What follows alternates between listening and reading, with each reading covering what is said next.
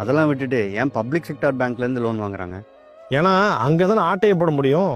கடந்த 11 வருஷத்துல மட்டும் கிட்டத்தட்ட 16.35 லட்சம் கோடி ரூபா கார்பரேட்டுக்கு பப்ளிக் செக்டார் பேங்க்ஸ் மூலமா கொடுக்கப்பட்ட கடன் ரைட் ஆஃப் செய்யப்பட்டிருக்கு. ரைட் ஆஃபா அப்படின்னா?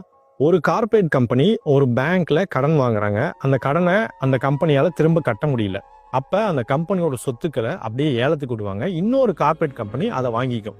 1 லட்சம் கோடி ரூபா கடன் கட்ட வேண்டிய இடத்துல வெறும் 100 கோடி ரூபா மட்டும் கட்டி அந்த கம்பெனியோட சொத்துக்களை இன்னொரு கார்பரேட் வாங்கிடும். மீதி இருக்கிற பணத்தை திரும்ப வராத கடன் அப்படின்னு சொல்லிட்டு அந்த பேங்க் ரைட் ஆஃப் பண்ணிடும்.